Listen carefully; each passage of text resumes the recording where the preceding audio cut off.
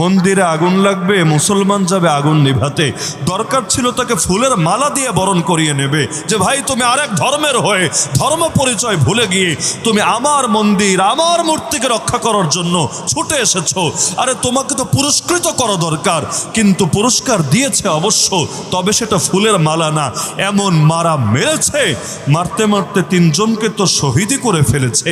চলে গেল 4 দিন, আজও পর্যন্ত কোনো বিচার হয় নাই। বিচার না দেখে আরে আজকে তৌহিদি জনতা নেমেছে ময়দানে, পুরো রাজপথ অবরোধ করেছে। ঢাকা খুলনা মহাসড়ক 10 কিলোমিটার পর্যন্ত, 1-2 কিলো না, 10 কিলো বুঝেন তো, খুব সামান্য রাস্তা মনে হয়, 10 কিলো পর্যন্ত রাস্তা নেতৃত্ব ছাড়াই।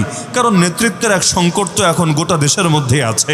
নেতৃত্ব ছাড়া তাওহীদি জনতা নিজেদের দ্বীনি জজবা থেকে পুরো রাস্তাকে ব্লক করেছে, যে দাবি সেরেফ একটাই, তারা শুধু সুষ্ঠু বিচার চায়, সুষ্ঠু তদন্ত চায়।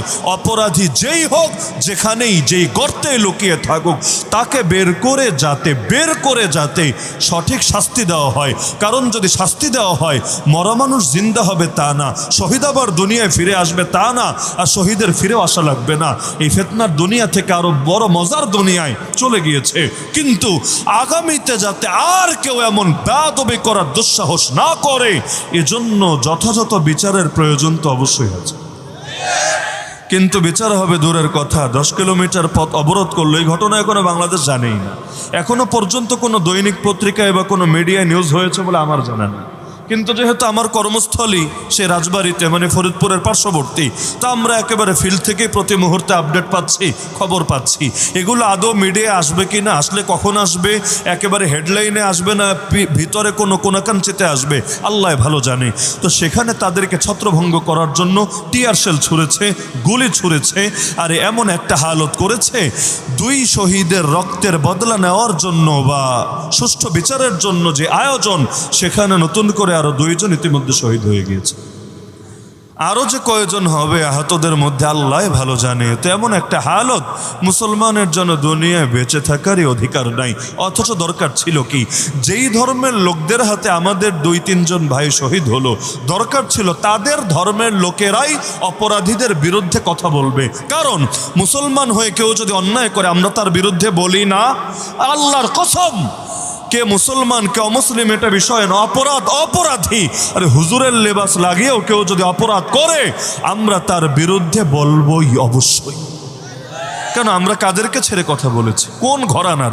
অন্তত আমার ব্যাপারে এই বাংলাদেশ অন্তত কেউ কোনোদিন অভিযোগ করতে পারবে না যে কাউকে আমরা ছেড়ে কথা বলেছি। সে হাতিই হোক, সে পিঁপড়াই হোক, সে পয়সাওয়ালাই হোক, সে ক্ষমতাওয়ালাই হোক, আর সে সাধারণ কোনো ব্যক্তিই হোক।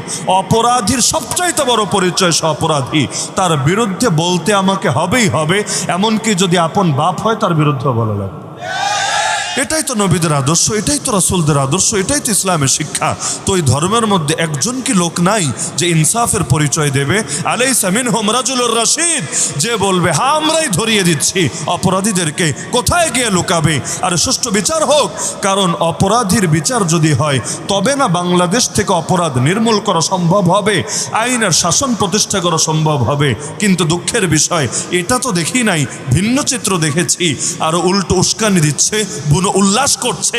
যাক, মোল্লা মৌলবীদের শাস্তি হচ্ছে, এদেরকে আগামী দিনে আরো কঠোরভাবে শাস্তি করতে হবে। নাউজুবিল্লাহ মিন যালিক। উপরন্তু আমার শুধু বারবার মনে হচ্ছে, আমি জানি না বাস্তবতা কি, আমার শুধু বারবার মনে হচ্ছে বাংলাদেশের নিরীহ অসহায় মুসলমানদের সামনে, যদিও সংখ্যায় বেশি তবে অসহায় তো বটেই, আমাদের সামনে বিরাট বড় একটা ফাঁদ পেতে রাখা হয়েছে। ফাঁদ, খালি আমাদেরকে উস্কানি দিচ্ছে, খালি আমাদেরকে ডাকছে কোনোভাবে ফাঁদে পা দাও। মানে ফাঁদে যদি পা দেয় মাকসাদ হাসিল হবে, এজন্য কিভাবে টেনে এনে ফাঁদে নামানো যায় এর জন্য খালি ধান্দা করছে। না হলে আমি হিসাব মিলাতে পারি না আমার স্বল্প জ্ঞান, আমার ক্ষুদ্র মস্তিষ্ক দিয়ে। এমন দৃশ্যগুলো ঘটছে বাংলাদেশে, যেটা অতীতে আমরা কোনোদিন দেখিও নাই, শুনিও নাই, কল্পনাও করি নাই। আমি একাধিক হিন্দু ধর্মাবলম্বীর সাথে কথা বলেছি। আচ্ছা আপনারা বলেন তো, এই যে শ্মশান পূজার মধ্যে দা নিয়ে মিছিল করতে দেখলেন, শোডাউন করতে দেখলেন, এটা কি আপনাদের ধর্মের অংশ, পূজার অংশ? যদি অংশ হয় আমাদের কোনো সে নাই, বলার কিছু নাই। কারণ যার যেটা ধর্ম সে সেটা পালন করবে। এবং লা ইকরাহা ফিদ্দীন, আমি অন্যকে জোর করে মুসলমান বানাবো, আরে জোর করে তার মাথায় তরবারি রেখে বলবো কালেমা পড়, কর, এ কথা ইসলাম আমাকে শিক্ষা দেয় নাই। তোমারটা তুমি মানো, আমারটা আমি মানবো। তো তোমার ধর্মের অংশ যদি হয় আমার আপত্তি থাকবে না।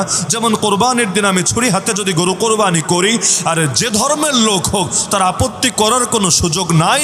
যদি করে পাবলিক তারে ছেড়েও কথা বলবে না। তো জিজ্ঞাসা করলাম যে এটা কি আপনাদের ধর্মের অংশ? বলল না হুজুর, আমরাও অতীতে কখনো শ্মশান পূজায় এভাবে দা নিয়ে, বড় বড় দা নিয়ে শোডাউন দিতে দেখি নাই। তাহলে যদি না দেখে আসলো কোত্থেকে?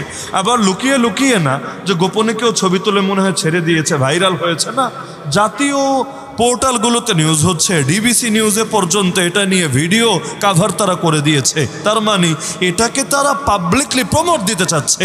এমনকি তাদের 3 নেতা, কেন্দ্রীয় 3 নেতা, একজন থেকে বাংলাদেশে আর বাকি 2 জন বিদেশে, একসাথে বসেছে টকশোতে, ভার্চুয়াল প্ল্যাটফর্মে, অনলাইনে। এখন 3 জন মিলে সলা পরামর্শ করছে। প্রথম জন বলছে আমাদের প্রতিটা এলাকায় 500-1000 যুবক তো থাকেই, সবার হাতে যদি আমরা 4 ফিট করে এক একটা রামদা দিয়ে রাখি, তাহলে মোল্লা মৌলবীরা যদি এসে ঢোকেও এলাকায়, এই 500-1000 যুবক যদি রামদা হাতে দাঁড়িয়ে যায়, কার বাপের ক্ষমতা আছে এদেরকে ডিঙ্গিয়ে এলাকায় ঢুকবে বা কোনো ক্ষতি করবে? এমনকি নাম নিয়ে বলছে, নামগুলো শুনে আমার পিলে চমকে গিয়েছে। নাম নিয়ে বলছে, আরে মামুনুল হক তো দূরের কথা, আইসিসও যদি এসে ঢোকে, এভাবে আমাদের যুবকরা রামদা নিয়ে দাঁড়ালে কেউ পারবে না তাদেরকে ডিঙ্গিয়ে যেতে।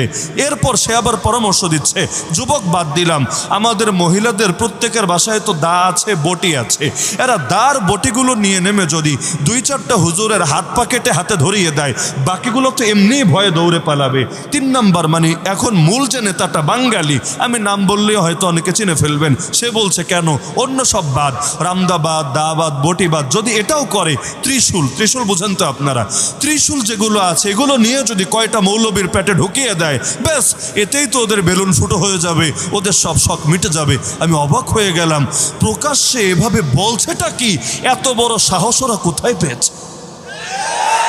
যদি কেউ অন্যায়ও করে, আরে অন্যায়কারীর বিচারের দায়িত্ব তো রাষ্ট্র তাদেরকে দেয় নাই, তারা তো এটার অথরিটি না। এর জন্য তো আইন শৃঙ্খলা বাহিনী আছে, এর জন্য আদালত আছে, বিচার ব্যবস্থা আছে।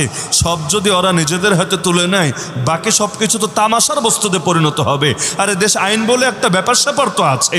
যেমন ধরেন, আমাদেরকে গ্রেফতার করে যখন পত্রিকায় বড় করে লিখে দেয় জঙ্গি একটা গ্রেফতার হয়েছে, লেখে না?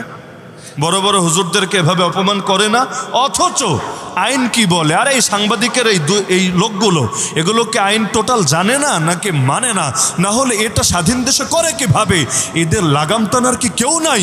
নিয়ম হলো, একজন মানুষকে যখন গ্রেফতার করে আইন শৃঙ্খলা বাহিনী, এর মানেই সে অপরাধী, বিষয়টা এমন না, বরঞ্চ তার বিরুদ্ধে একটা অভিযোগ এসেছে, সে এখন জাস্ট অভিযুক্ত, অপরাধী না। সে কি? অভিযুক্ত। তাহলে অপরাধীকে অপরাধী না বুঝবো কিভাবে? এর জন্যই আদালত রাখা হয়েছে। আইন শৃঙ্খলা বাহিনী গ্রেফতার করে 24 ঘন্টার মধ্যে ম্যাজিস্ট্রেটের সামনে হাজির করবে, এমন না আমাদের গণবী ভাইয়ের মতো 10 দিন গায়েব করে রাখবে, অথবা আরও অনেক আলেমের মতো বহুদিন পর্যন্ত বেঁচে আছে না মরে গেছে, সুস্থ আছে না অসুস্থ আছে, দেশে আছে না বিদেশে পাচার হয়ে গিয়েছে, এগুলো জানবে না, এমন না। বরং যেখান থেকে গ্রেফতার করুক 24 আওয়ার্সের মধ্যে ম্যাজিস্ট্রেটের সামনে হাজির করবে। ম্যাজিস্ট্রেট চাইলে ছেড়েও দিতে পারে, চাইলে জেলেও পাঠাতে পারে, চাইলে রিমান্ডও দিতে পারে। রিমান্ড প্রয়োজনে একাধিকবারও দিতে পারে। যেমন আমাকে 2 বার রিমান্ড দিয়েছে, ঈদের দিনও আমাকে রিমান্ড কাটতে হয়েছে, তো ভালো কথা। তো রিমান্ড যখন দিল, রিমান্ড দেওয়ার মানেই সে অপরাধী, বিষয়টা এমনও না। এখনও জিনিসটা তদন্তের অধীনে আছে। এক পর্যায়ে চার্জশিট হবে, চার্জ গঠন হবে, সাক্ষ্য গ্রহণ হবে। সব হওয়ার পর জাজ যদি ঘোষণা দেয় অমুকের বিরুদ্ধে অপরাধ প্রমাণিত হয়েছে, তখন তাকে অপরাধী বলা যাবে। যদিও এর বিরুদ্ধে আবার আপিলের সুযোগ আছে হাইকোর্টে, ওখান থেকেও বিতাড়িত হলে সুপ্রিম কোর্টে, ধাপ তো বহুত। কিন্তু গ্রেফতার হতে দেরি, হুজুর মানুষের জঙ্গি বলে রিপোর্ট করতে দেরি না। তাহলে এই ফাইজলামিগুলো শেষ কোথায়? এ সমস্ত বেআইনি কাজের অবসান ঘটবে কবে? আরে খালি আমাদেরকে ফিল্টারিং করার তো বহু চেষ্টা সাধনা চলে। হুজুর কি বলে, কথাগুলো মেপে মেপে দেখতে হবে। আলাদা লোক নিয়োজিত থাকে, আরে অমুক অমুক হুজুর কি বয়ান করে, কখন কি বলে না বলে, সব সময় তোমরা ফুটেজ কালেক্ট করবা, এলাকায় এলাকায় তোমাদের এজেন্ট পাঠিয়ে তোমরা রেকর্ড করাবা, খোঁজ নিবা, খবর নিবা। তো খালি আমরা কি বলি না বলি, কি লিখি না লিখি, এগুলোই মনিটরিং করবেন। আর এই সমস্ত লোকেরা কি কি করে না করে এগুলো দেখতে হবে না। এভাবে এক পক্ষকে যদি দমানোর চেষ্টা করা হয় আর আরেক পক্ষকে এভাবে স্বৈরাচারের পথ খুলে দেওয়া হয়, তাহলে এই দেশে শান্তি কোনোদিনও আসবে না।